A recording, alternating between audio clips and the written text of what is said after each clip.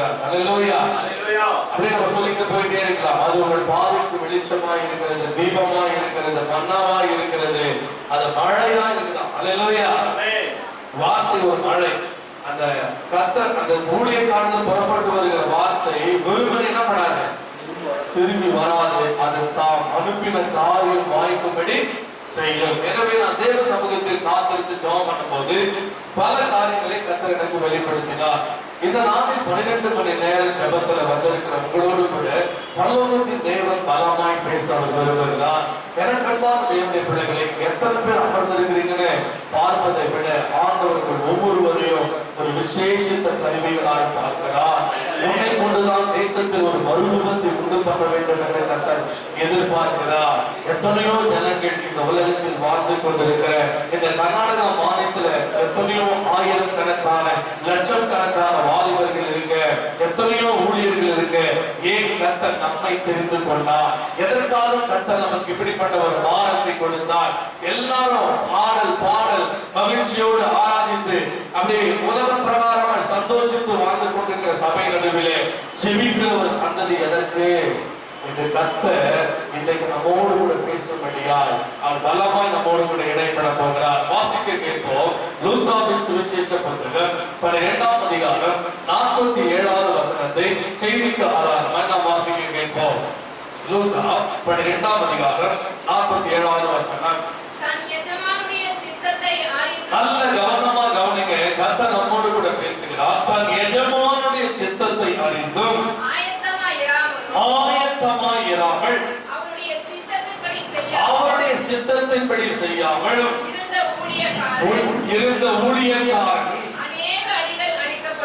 அல்லேலூயா. இந்த நேரத்தில் நான் ஒரு எச்சரிப்பின் செய்தியை கொடுக்க விரும்புகிறேன். உங்களை கட்டி எழுப்ப பண்ணுகிற தேவ ஆவியானுடைய வல்லமை உங்கள் நடுவில் பிரவேசிக்க விரும்புகிறது. அல்லேலூயா.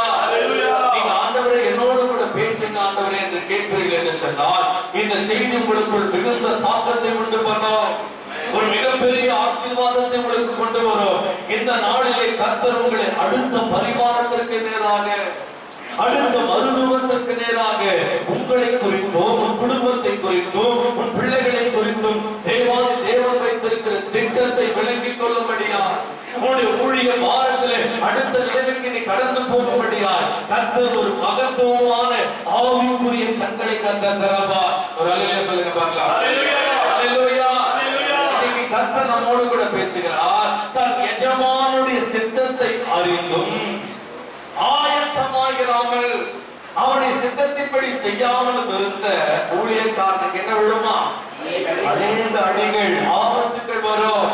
ஏதோ ஊழியம் என்பது பணம் சம்பாதிப்பதற்காக அல்ல, பேரும் புகழும் சம்பாதிப்பதற்காக அல்ல. ஏதோ நானும் ஒரு பிஷப், பேராயர், பேட்டர், ஊழியக்காரன், அப்போஸ்தலன், தீர்க்கதரிசி என்று சொல்லிக் கொள்வதனால் அல்ல, மெச்சிக் கொள்வதனால் அல்ல. அப்பாவுடைய இருதயத்தை நிறைவேற்ற வேண்டுமே, இயேசு கிறிஸ்துவின் இருதயத்தை நிறைவேற்ற வேண்டுமே, அவர் பட்ட பாடுகளின் நோக்கத்தை நிறைவேற்ற வேண்டுமே, முழு உலகத்தில் இருக்கிற ஜனங்கள் இயேசுவை அறிய வேண்டுமே, எங்கும் வேதத்தை சுமக்கிற சந்ததிகளை நாம் பார்க்க வேண்டுமே, சபை எங்கிலும் தேவ ஜனங்கள் நிரம்பி வழியணுமே, ஒவ்வொரு சபைகள் 1000 பேர் கொண்ட சபைகளா மாறணுமே. அல்லேலூயா. இது எப்ப நடக்கும்? எப்பொழுது நடக்கும்? கர்த்தர் சொல்லுகிறார், எழுப்புதல் தேசத்தில் வரும்போது இது நடக்கும். அல்லேலூயா. ஈவான் ராபர்ட் என்ற ஒரு தேவ மனிதனை குறித்து நீங்கள் வாசித்திருக்கலாம், கேட்டிருக்கலாம். இளம் வாலிபனாய் 11-13 ஆண்டுகளுக்கு மேலாக ஒரு தனி அறையிலே இரவெல்லாம் ஜெபிக்கிறார். ஆண்டவரே, எங்க வேல்ஸ் தேசத்தை பாரும் ஆண்டவரே. என்ன நடந்தது? ஒரு நல்ல தேவாலயங்கள் நிறைந்த வேல்ஸ் தேசம், தேவனை ஆராதிக்கிற கூட்டங்கள் இருந்த தேசம், பலவிதமான ஜனங்கள் ஆங்காங்கே கர்த்தரை ஆராதித்துக் கொண்டிருந்ததை மறந்து உலக பிரகாரமாய் வாழ ஆரம்பித்து விட்டார்கள். ஆலயம் கேளிக்கை விடுதியாய், கிளப் ஆடுகிற ஒரு நடன கேளிக்கை விடுதியா ஆலயமே திறந்து கொடுத்தாங்க. அந்த கவர்மெண்ட் சபைக்கு யாரும் வருவதில்லை, சபையில யாரும் ஆராதிப்பதில்லை. தேசம் எங்களும் இச்சை, பாவம், மதுபானம் அந்த தேசத்தையே இருள் சூழ்ந்து கொண்டது. கவனிங்க, அந்த வேல்ஸ் தேசத்தில் மகா பெரிய இருள். ஒரே ஒரு வாலிபன் ஜெபிக்கிறான், ஆண்டவரே என் தேசத்தை எப்படியாவது ரட்சியும் ஆண்டவரே, இந்த வேல்ஸ் தேசத்துக்குள் ஒரு மறுரூபத்தை உண்டு பண்ணுங்க ஆண்டவரே.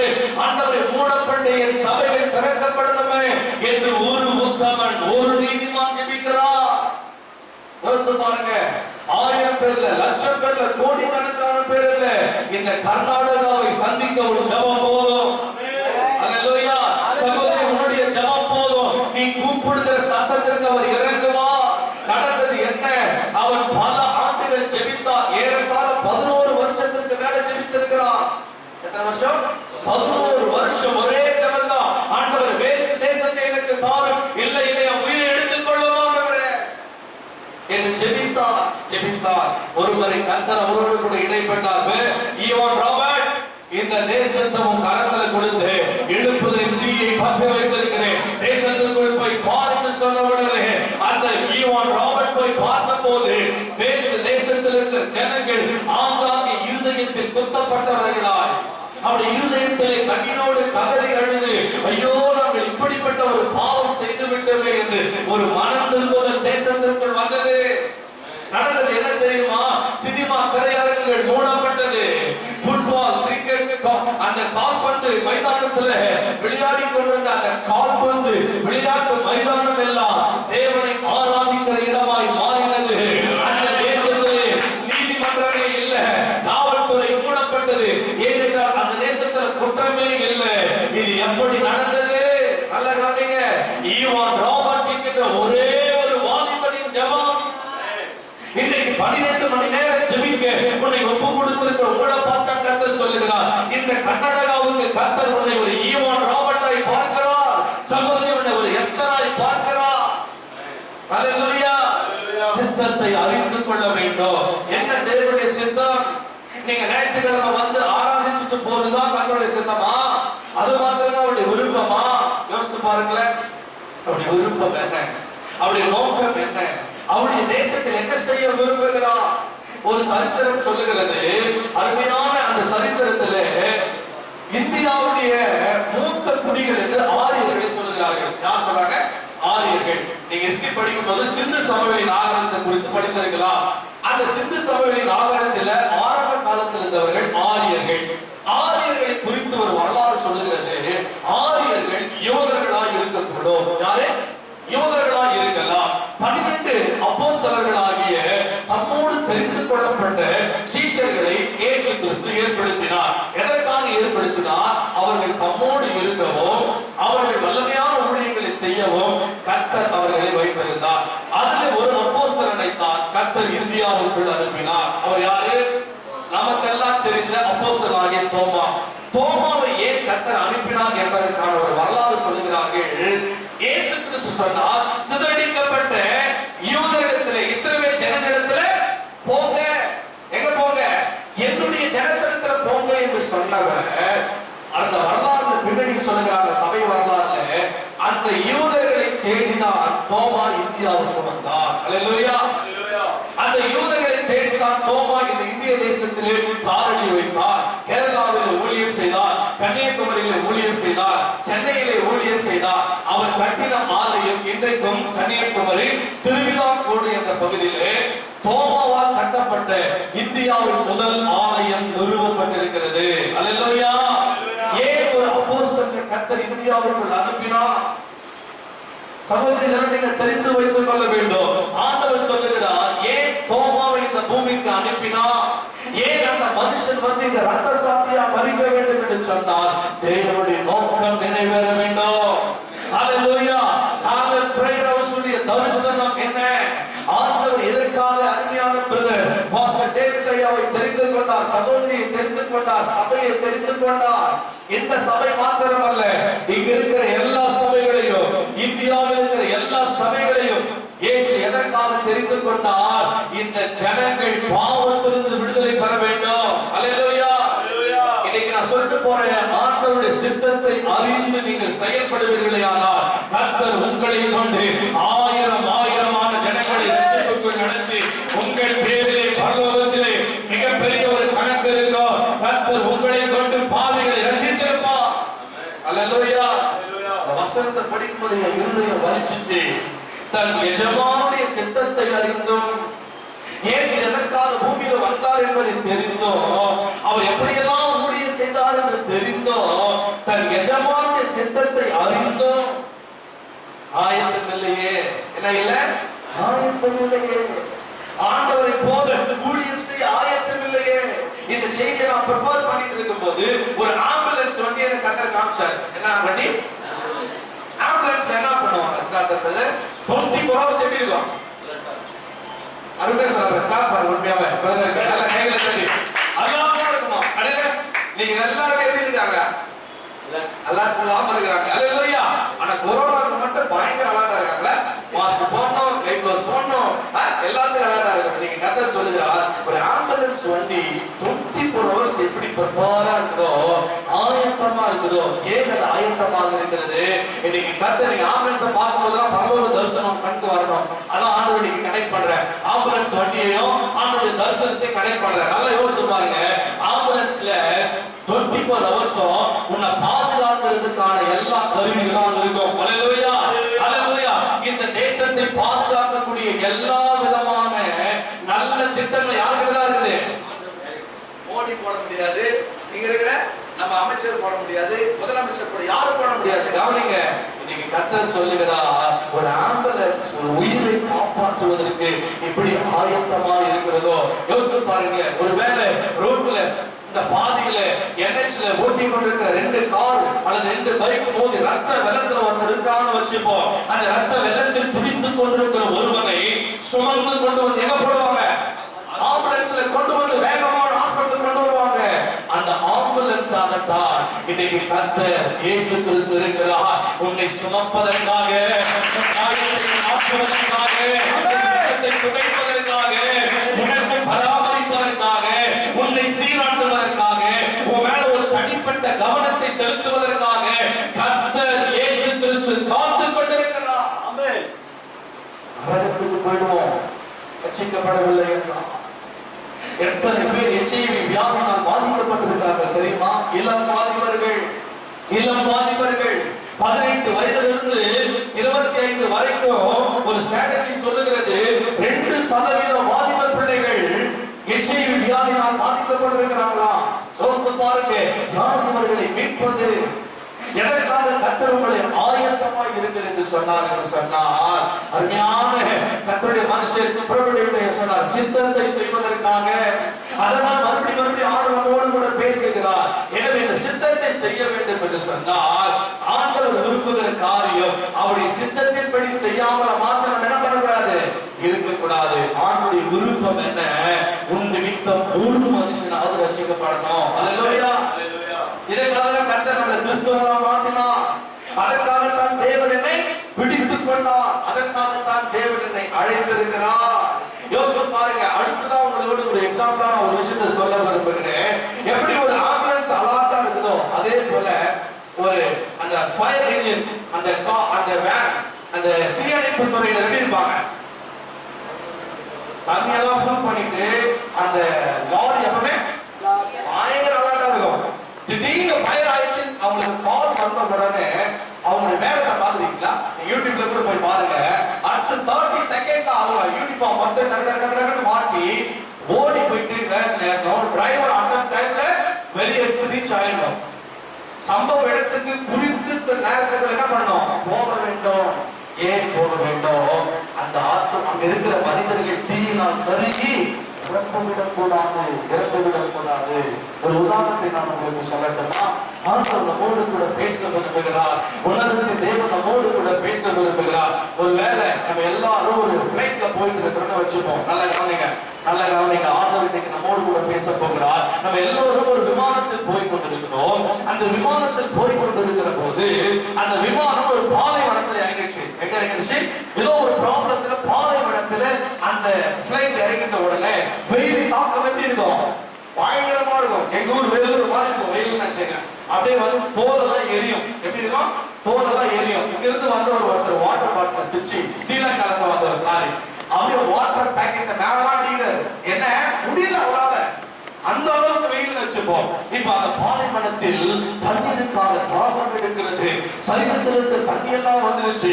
இன்னும் கொஞ்ச நேரத்துல ஒரு உயிர் பிரிய போகிற ஒரு சூழ்நிலை, நம்முடைய உயிரெல்லாம் எடுத்துக் கொண்டிருக்கிற சூழ்நிலையில நான் முடிவு பண்றேன், இனி அவ்வளவுதான் நம்ம மறிக்க போறோம். இன்னும் கொஞ்ச நேரத்துல நம்ம என்ன பண்ணலாம்? ஓடி போய் தண்ணி எங்கேயாவது கிடைக்குதான்னு பார்க்கலாம். பார்த்துட்டு தண்ணி கிடைச்சா குடிப்போம், இல்லைன்னா அங்கே உயிரை விட்டு மறித்து போலான்னு சொல்லிட்டு ஓடிட்டே இருக்கிற ஒரு குறிப்பிட்ட எல்லையில நான் பார்த்துட்டேன், கொஞ்சமா தண்ணியாக தண்ணி இருக்குது. இப்ப அந்த தண்ணியை குடிச்சிட்டு என் தாகமெல்லாம் தீர்த்துட்டு உயிர் எனக்கு வந்துருச்சு. அப்படியே தண்ணியெல்லாம் எல்லாம் நினைச்சிட்டு மறுபடியும் ஓடி வந்து அமைதியா அவன் பக்கத்துல நின்னா நீங்க என்ன நினைப்பீங்க? என்ன நினைப்பீங்க சிஸ்டர்? சுயநலவாதி. கலெக்டர் பண்ணுங்க பார்க்கலாம். அடுத்த என்ன நினைப்பீங்க சொல்லுங்க, நீங்க பேசுங்க. அடுத்த என்ன நினைப்பீங்க? துரோகி. துரோகி. அடுத்தது மனசாட்சியிலே உண்மையாவே உங்க உயிரெல்லாம் மறித்ததை பார்க்கறதுக்காக வந்திருக்கிற எவ்வளவு ஒரு கொடுமையான ஒரு நீ அந்த தண்ணியை மொண்டு கொண்டு வந்து கொடுக்கலாம் கூட பரவாயில்ல. நீங்க எல்லாம் போய் அந்த இடத்துல தண்ணி இருக்குது, நீங்க போய் குடிச்சீங்கன்னா உங்க உயிர் மறுபடியும் வரும்னு சொல்லுகிறதற்கு கூட இன்றைக்கு மனதில்லாத நிலைமையில் இருக்கிறீங்களே. இயேசு ரட்சகர் ஒருவர் இருக்கிறார், அவரிடத்தில் நீங்கள் போவீர்களேயானால் உங்கள் ஜீவன் மீட்கப்படும் என்று, நீங்கள் இயேசுவிடத்திலே போவீர்களேயானால் உங்கள் பாவங்கள் மன்னிக்கப்படும் என்று, நீங்கள் சிலுவை அன்னைக்கு போவீர்களேயானால் அந்த சிலுவை உங்களை ரட்சிக்கும் என்று சொல்லுவதற்கு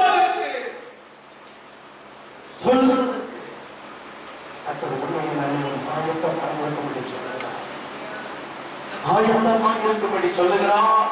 உபாகமத்தின் புஸ்தகம் 25ஆம் அதிகாரம் வசனம் 2, 3 என்ன சொல்லுகிறது? குற்றவாளி அடிகளுக்கு பாத்திரமானால் நியாயாதிபதி அவனை கீழே கிடக்க பண்ணி அவன் குற்றத்திற்கு தக்கதாய் தனக்கு முன்பாக கணக்கின்படி அவனை அடிப்பிக்க கடவன். அவனை 40 அடி வரைக்கும் அடிக்கலாம். அவனை அதிலும் அதிகமாய் அடிக்கிறதுனால் என் சகோதரன் உன் கண்களுக்கு முன்பாக நீசமாய் தோன்றுவான். ஆனால் அவனை அதிகமாய் அடிக்க வேண்டாம். இதை நான் இப்படி சொல்ல விரும்புகிறேன். குற்றவாளி குற்றத்திற்கு தண்டனையை அனுபவித்தே ஆக வேண்டும்.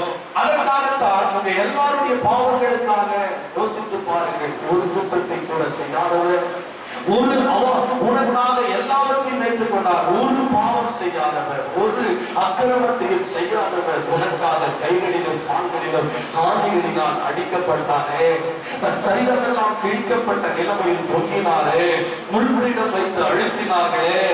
எதற்காக இந்த பாடுகள்? எதற்காக இந்த கோரமான நிலைமை? இன்னைக்கு கர்த்தர் சொல்லுகிறார், தன் எஜமானுடைய சித்தத்தை, இந்த எஜமானுடைய விருப்பத்தை நீங்க நிறைவேற்றுவீங்களா? என் அன்பு மகனை நீ நிறைவேற்றுவாயா? ஒவ்வொரு நாளும் உன் அருகே வந்து பேசுகிறார், உன்னோடு கூட தெய்வீக உணர்வை கொடுக்கிறார். நீங்க அப்படிப்பட்ட பிள்ளைகளால் மாற வேண்டும் என்று கர்த்தர் விரும்புகிறார். தேவன் விரும்பும் தகுதி உடையவர்களாக நாம் மாறணும். எஜமானுடைய விருப்பத்தை யார் நிறைவேற்றுவாங்க? எஜமானுடைய விருப்பத்தை யார் நிறைவேற்றுவாங்க? உண்மையுள்ள வேலையார் அல்லது பணிவிடைக்காரன் தான் நிறைவேற்றுவார். இன்னைக்கு கர்த்தர் பணிவிடைக்காரர்களாய் நீங்கள் ஆயத்தமாகுங்கள் என்று கர்த்தர் சொல்லுகிறார். அல்லேலூயா, அல்லேலூயா. நீங்க வேலை செய்வதற்கு ஆயத்தமா இருக்கணும்னு கர்த்தர் சொல்லுகிறார். என்ன வேலை? ராஜ்யத்தின் வேலை செய்வதற்கு 7 காரியத்தை பேசணும்னு நினைச்சேன். அல்லேலூயா. எத்தனை காரியம்? அவ்வளவுதான். நான் என்ன பரவாயில்ல, இன்ஃபர்மேஷனே வரல, இன்ட்ரோடக்ஷனுக்கே எனக்கு முடிஞ்சிச்சு. அல்லேலூயா. அதனால எனக்கு எவ்வளவு சொல்ல முடியும் தெரியாது. ஆனால் கர்த்தர் என்னோடு கூட பேசின காரியம், தேவன் தகுதி உள்ளவனை எதிர்பார்க்கிறார். யாரை எதிர்பார்க்கிறார்? இந்த ராஜ்யத்தின் வேலையை எல்லாரும் செய்ய முடியாது. இந்த ராஜ்யத்திற்குரிய வேலையை எல்லாரும் செய்ய முடியாது. நான் ஏன் சொல்றேன்னு சொன்னா, எல்லாருமே அது விழுந்த கடமை. ஆனா எல்லாரும் அதற்கு தங்களை ஒப்பு கொடுக்கிறது இல்லை. 2007 தான் நான் ரட்சிக்கப்பட்டேன். நான் ஒரு பாரம்பரிய கிறிஸ்துவ குடும்பத்தில் பிறந்து வளர்ந்தேன். 2 முறை நான் தற்கொலைக்கு நான் போயிருக்கிறேன். இந்த வேதாந்தத்தை 17 வயசு வரைக்கும் நான் கையில எடுத்ததே கிடையாது. ஆனால் இயேசுவின் வாழ்க்கையில் இடைப்பட்டா அந்த நாளில் என்னை ஒப்பு கொடுத்து, அந்த நாளில் இந்த நாள் வரைக்கும், அபிஷேகம் பெற்ற நாளில் இந்த நாள் வரைக்கும் எனக்குள் ஒரு இருதயம் துடித்துக் கொண்டிருக்கிறது. ஐயோ இந்த ஜனம் அழிகிறது, ஐயோ இந்த சபையில் இருக்கிறவர்கள் எழுப்பாமல் இருக்கிறார்களே, ஐயோ இந்த ஊழியர்கள் எழுப்ப மாட்டார்களா என்று ஏதோ ஒன்று எனக்குள்ள துடித்துக் கொண்டே இருக்கிறது. கிறிஸ்துவுக்காக ஏதாவது ஒன்றை செய்ய வேண்டும் என்பதற்காக. அல்லேலூயா, அல்லேலூயா. இன்னைக்கு கர்த்தர் சொல்லுகிறார், ராஜ்யத்தை கட்டுவதற்கு உன்னை எதிர்பார்க்கிறார். இந்த 12 மணி நேர கூட்டத்தின் முடிவில் உன்னை ஒப்புக்கொடு. ஆண்டவரே, என்னை பயன்படுத்தும் ஆண்டவரே. அவர் உனக்கு வரங்களை கொடுக்க வல்லவல்லவராய் இருக்கிறார். ஆமென் சொல்லுங்க. அவர் உங்கள் வாழ்க்கையில் ஆசீர்வாதத்தை கொடுக்க வல்லவல்லவராய் இருக்கிறார். ஆமென் சொல்லுங்க. அவர் உங்கள் கைகளை பயன்படுத்த விரும்புகிறார். ஆமென் சொல்லுங்க. பேதுருவின் நிழல்பட்டு சுகமா சரீரங்கள் பட்டு உங்களுடைய வஸ்திரங்கள் பட்டு அநேகர் சுகமாவார்கள். அல்லேலூயா, அல்லேலூயா. நீ தயாராயிரு. நீங்க என்ன செய்தி? என் டாபிக்கே தான். அல்லேலூயா. தூய தமிழ்ல பார்த்தா ஆயத்தம் பண்றது நம்ம பைபிள் பிப்ளிக்கல் வேர்ட். தயாராரு. என்னது? தயாராரு. எங்க தயாராரு? ஜிம்ல பாத்தீங்கன்னா ஜிம் கூட வேணாம், கபடி மேட்ச் வச்சுக்கலாமே. கபடிக்கு ஒரு டோர்னமெண்ட் போறான்னு வச்சுப்போம். எப்படி இருப்பாங்க? அப்படியே நோஞ்சா மாதிரி எதுவும் பிராக்டிஸே பண்ணாம அப்படியே டேரக்டா ஆடுகளத்துல இறங்கினா அவன் நிலைமை என்ன ஆகும்? சூரிய இருப்பான், அடிச்சு போட்டுருவாங்க. என்ன பண்றாங்க? அடிச்சு போட்டுருவாங்க. எதுக்கு இந்த 12 மணி நேரம் ஜெபம்? பிசாசை எதிர்க்கிறதுக்கு திராணி உள்ளவர்களாய் நீங்கள் மாற வேண்டும். யுத்த களத்தில் இன்று யுத்தம் பண்ணுவதற்கு சர்வாயுத ஆயுதங்களை பறித்துக் கொள்ள வேண்டும். ஜெபம் இல்லாமல் ஒருவன் பிசாசை எதிர்கொள்ளவே முடியாது. உங்களுக்கு தெரியுமா? உங்களுக்கு பின்பதாக பலவிதமான ஆவிகள் கிரியை செய்து கொண்டிருக்கிறது. கர்த்தர் எனக்கு சொன்னார், எதுக்காக நீங்க ஆயத்தமாக வேண்டும் என்று சொன்னால், இந்த தேசத்தை மறுரூபமாக்குவதற்கு, இந்த தேசத்தை சுத்திகரிப்பதற்கு, இந்த தேசத்தில் தேவனுடைய கிரியைகளை நடப்பிப்பதற்கு நீங்கள் ஆயத்தமா இருக்கணும். தயாராயிரு. உங்களை பார்த்தா சொல்ல செய்தியின் தலைப்பு நீ தயாராயிரு. அல்லேலூயா. எதுக்கு கர்த்தர் தயாரா இருக்கு சொல்லுகிறார்? எப்படி ஒரு கேவல் போறதுக்கு முன்னாடி பயிற்சி எடுக்கிறோமோ அது போல் யுத்தம் நடக்கிறதுக்கு நீங்க தயாரா இருக்கணும். நான் கடந்த நாட்களில் 40 நாள் உபவாசம் பண்ணி ஜெபம் பண்ணி கொண்டிருந்தேன். அப்ப ஜெபம் பண்ணும்போது கர்த்தர் எனக்கு ஒரு வெளிப்பாடை கொடுத்தார். நல்ல கவனிங்க. அந்த வெளிப்பாடை வைத்து தமிழ்நாட்டில் இருக்கிற 38 மாவட்டங்களிலும் கால் பிடித்து தமிழகத்தை சுத்திகரிக்க வேண்டும் என்று கர்த்தர் என்னோடு கூட பேசினார். அதற்காக என்னோடு கூட இருக்கிற ஜெப நண்பர்களோடு நான் பேசி இதுவரைக்கும் 11 மாவட்டங்களிலே நாங்கள் போய் ஜெபித்திருக்கிறோம். ஒவ்வொரு மாவட்டத்திலும் எதற்காக ஜெபம் பண்ணுவோம்? கர்த்தர் எனக்கு கொடுத்த ஒரு தரிசனம். உங்களுக்கு தெரியுமா? ஆண்டவர் வேதத்தில் சொன்னார், வான மண்டலங்களில் சில ஆவிகள் என்ன செய்கிறது? கிரியை செய்கிறது. அது உங்க ஜெப தூபங்கள் பரலோகத்திற்கு போகாதபடிக்கு பிசாசானவன் அந்த ஜெபத்தை என்ன பண்ணிட்டு இருக்கிறான்? தட்டி கொண்டே இருக்கிறான். ஏன் தெரியுமா? உன் ஜெபம் கேட்கப்படல. உன் வாழ்க்கை பரிசுத்தம் இல்லாமல் நீ ஏறெடுக்கிற ஜெபம் இந்த கூரையை கூட என்ன பண்ணல, தாண்டல. அப்ப எப்படி பரலோகத்திற்கு போகும்? அப்போதான் கர்த்தர் என்ன பேசினார்? வான மண்டலங்களில் கிரியை செய்கிற இருளின் வல்லமைகள், அந்த காலத்தின் வல்லமைகள் சிலைகளுக்குள்ள வல்லமை அனுப்புது. எங்களுக்குள்ள சிலைகளுக்குள்ள வல்லமை அனுப்புகிறது. அந்த சிலைகளிலிருந்து உபச்சாரத்தின் ஆவி, வேசித்தனத்தின் ஆவி, திருட்டின் ஆவி, கொலையின் ஆவி, மாறுபாட்டின் ஆவி, இச்சையின் ஆவி, இப்படி பல ஆவிகள் எங்கிருந்து வருது? சிலைகளிலிருந்து வருகிறது. ஆண்டவனுக்கு தெளிவாய் திட்டம் தெளிவாய் என்ன பேசினார்? தேசத்துல தமிழகத்துல கர்த்தருக்கு கொடுத்தார். சிலைகள் எல்லாம் தேசத்தை விட்டு போயிடுச்சுன்னா, சிலைகள் எல்லாம் தமிழகமா மாறிடுச்சு சொன்னா தமிழகம் சுத்திகரிக்கப்படும். அல்லேலூயா. இப்ப நான் எப்படி சொல்ல விரும்புகிறேன்? கர்நாடகாவில் இருக்கிற எல்லா சிலைகள் அப்புறப்படுத்தப்படுமானால் கர்நாடகா கர்த்தருக்கு சொந்தமாய் மாறும்.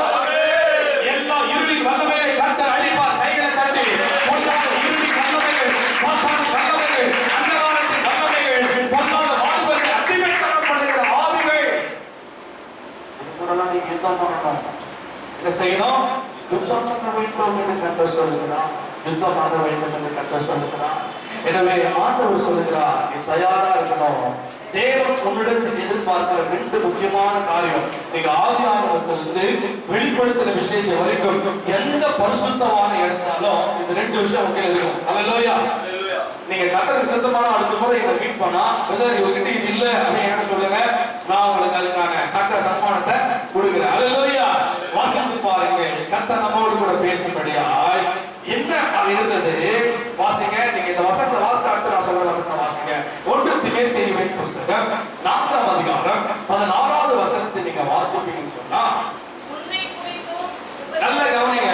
உன்னை குறித்தும் உபதேசத்தை குறித்தும் எச்சரிக்கையாயிரு. இவைகளில் நீ பேசுற காரியத்தில் நீ எப்படி நிலை கொண்டு, நீ பேசுறது ஒண்ணு, நீ நடக்கிறது ஒண்ணு வாழ கூடாது. அப்படி வாழ்வோம் என்று சொன்னால் அது கர்த்தருக்கு பிரியமில்லாத ஒரு வாழ்க்கை. தேவன் விரும்பும் தகுதி அப்படின்னு எழுதிக்கங்க. அல்லேலூயா. 2 தகுதியை கர்த்தர் எதிர்பார்க்கிறார். எச்சரிக்கையாயிரு. இவைகளில் நிலை கொண்டு இப்படி செய்வாயானால் உண்மையும் உன் உபதேசத்தையும் கேட்பவர்களையும் நீ ரட்சித்துக் கொள்வாய். நான் ரட்சிக்கிற மனுஷனா மாறணும்னு சொன்னா கர்த்தர் நம்மிடத்தில் எதிர்பார்க்கிற ஒரு காரியம் 1 தீமோத்தேயு புத்தகம் 1ஆம் அதிகாரம் 12ஆம் வசனத்தை வாசித்து பாருங்க. என்னை பலப்படுத்துகிற நம்முடைய கர்த்தராகிய இயேசு கிறிஸ்து என்னை உண்மையுள்ளவன். நல்ல கவனிங்க, அந்த வசனத்தை நோட் பண்ணிக்கொள்ளுங்க. என்னை பலப்படுத்துகிற நம்முடைய கர்த்தராகிய இயேசு கிறிஸ்து என்னை உண்மையுள்ளவன் என்று எண்ணி இந்த ஊழியத்திற்கு ஏற்படுத்தினபடியால் எனக்கு அன்பான தம்பி, வாலிப சகோதரா, எனக்கு அன்பான தேவனுடைய மனுஷனே, சகோதரியே, எனக்கு அன்பான தாயே, தகப்பனே, எல்லாரையும் பார்த்து கர்த்தர் சொல்லுகிறார், உன்னை உண்மை உள்ளவன் என்று எண்ணி. கர்த்தர் விரும்புகிற தகுதி என்ன? அவர் விரும்புகிற ஒரே ஒரு காரியம் உண்மை. உண்மை பேசுவதில் உண்மை. இரண்டாவது ஒரு காரியம் 1 தெசலோனிக்கேயரின் புத்தகம் 2ஆம் அதிகாரம் 4வது வசனத்தை வாசித்தீர்கள் என்று சொன்னால், சுவிசேஷத்தை ஒப்புவிக்கத்தக்கதாய் தேவன் எங்களை உத்தமன் என்கிறபடியால் நாங்கள் மனுஷருக்காக எங்கள் இருதயத்தை சோதித்திருக்கிற தேவனுக்கே பிரியப்பட்டாக கைகளை தட்டி கர்த்தரை ஸ்தோத்திரம் பண்ணுங்கள். நல்ல கைகளை தட்டி கர்த்தரை ஸ்தோத்திரம் பண்ணுவோம். சுவிசேஷத்தை என்ன பண்ணியிருக்கிறார்? ஒரு 1 லட்சம் ரூபாய் அருமையான பதில் கொடுத்து பேங்க்ல போய் போடுங்க அப்படின்னு சொன்னேன்னு வச்சுங்க. இங்க இருந்து அவர் பேங்க் போற வரைக்கும் அவர் அப்படியே அவர் மனசலாமே அன்றைக்கால் தொலைஞ்சு போச்சுன்னா அவ்வளவுதான், அவர் பேரே போச்சு. போயிடுச்சு. யோசித்து பாருங்க, ஆண்டவர் சுவிசேஷத்தை ஒப்புவித்து இருக்கிறார். ஒரு பத்திரத்தை கையில் கொடுக்கிற மாதிரி, பணத்தை உங்க கையில் கொடுக்கிற மாதிரி ஒப்புவித்து இருக்க தேவன் எங்களை உத்தமர்கள் என்று தேவனுதாங்க உண்மை உத்தமம். தேவன் விரும்பும் தகுதி, தேவன் விரும்பும் குணம் உண்மையா இருக்கணும், உத்தமமா இருக்கணும். நீங்க தாவீது உண்மையா இருந்தான்னு சொல்றீங்களா? எத்தனை பேர் தாவீது உண்மையா இருந்தான்னு சொல்றீங்க? யாருமே இல்லை. நான் சொல்றேன், தாவீது உண்மையா இருந்தான், உத்தமமா இருந்தான். எப்படி பத்தி சொல்றீங்க? நான் சொல்றேன், பைபிள் சொல்றது வாசி. அல்லேலூயா. 1 ராஜாக்களின் புத்தகம் 15ஆம் அதிகாரம் 5வது வசனத்தை வாசிங்க. தேவாதி தேவன் உலக ரட்சகர் யெகோவா தாவீதை குறித்து ஒரு சாட்சி கொடுக்கிறார். தாவீது